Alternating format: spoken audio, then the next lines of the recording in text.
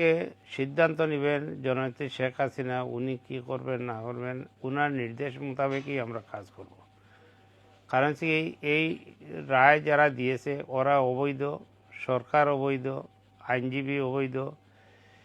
সরকারের পক্ষ থেকে যে আইনজীবী দেওয়া হয়েছে, নিয়োগ দেওয়া হয়েছে, সরকার দিয়েছে। জননেত্রী শেখ হাসিনার পক্ষে যে আইনজীবী দিয়েছে সেও জমাতে। সেই হিসাবে আমরা মনে করি যে এটা স্বাধীনতার বিপক্ষে শক্তির বিরুদ্ধে আমাদের লড়াই।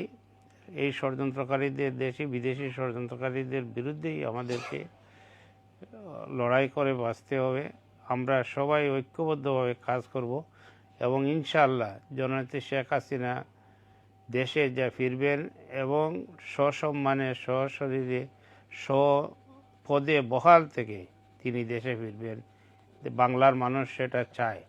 বাংলার মানুষ এখন অনুভব করতেছে যে যেটা হলো কি যে শেখ হাসিনা সরকারই ভালো ছিল। এখন তাদের যে লুটপাট, চাঁদাবাজি, দান্দাবাজি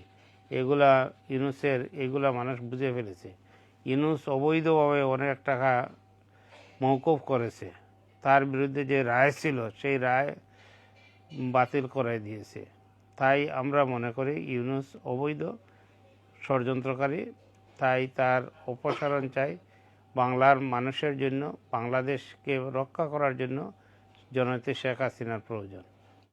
স্বাধীনতার প্রতীক, মুক্তিযুদ্ধের প্রতীক, সর্বকালের সর্বশ্রেষ্ঠ বাঙালি জাতির জনক বঙ্গবন্ধুর কন্যা জননেত্রী শেখ হাসিনার বিরুদ্ধে বাংলাদেশে আজকে একটা ক্যাঙ্গারু কোর্ট রায় দিয়েছে।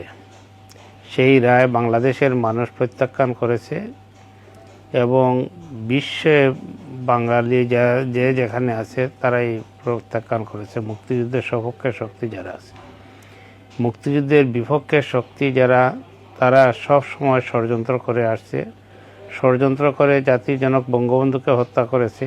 15ই আগস্ট বঙ্গমাতা বেগম ফজিলাতুন্নেসা মুজিব সহ সবাইকে, বঙ্গবন্ধুর পরিবারের 10 বছরের রাসেল সহ সবাইকে হত্যা করেছে। 3রা নভেম্বর জাতীয় 4 নেতাকে হত্যা করেছে।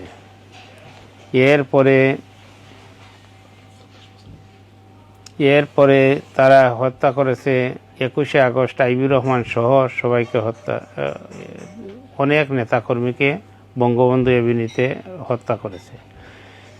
এই হত্যাকারীর দল তারা যেভাবে বঙ্গবন্ধুর কন্যাকে বিরুদ্ধে বাংলার সফল প্রধানমন্ত্রী জননেত্রী শেখ হাসিনা, যিনি মানবতার মা, যিনি মানুষের উন্নয়ন চান, গরিব দুঃখী মানুষের সন্তানরা যেভাবে লেখাপড়া করতে পারে তার জন্য বিনামূল্যে বইয়ের ব্যবস্থা করে দিয়েছেন, বিনা বেতনের লেখাপড়ার সুযোগ করে দিয়েছেন।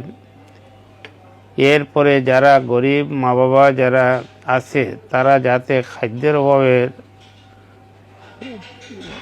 অনুভব করতে না পারে তার জন্য উনি দিয়েছেন বিভিন্ন ধরনের ভাতার ব্যবস্থা করে দিয়েছেন, বিভিন্ন ধরনের অনুদানের ব্যবস্থা করে দিয়েছেন। সেই মানবতার মার বিরুদ্ধে ষড়যন্ত্র করে তারা আজকে বাংলাদেশে যে রাজত্ব চালাচ্ছে সেটা হলো গিয়ে এই বাংলাদেশে এখন আইন শৃঙ্খলার পরিস্থিতির অবনতি,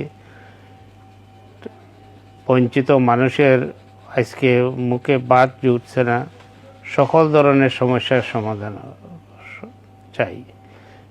এরা 5ই আগস্টের যেভাবে 2024-এ যেভাবে মানুষকে হত্যা করেছিল, 3200-এর উপরে পুলিশকে নির্বিচারে হত্যা করেছে, অসংখ্য থানা লুটপাট করেছে।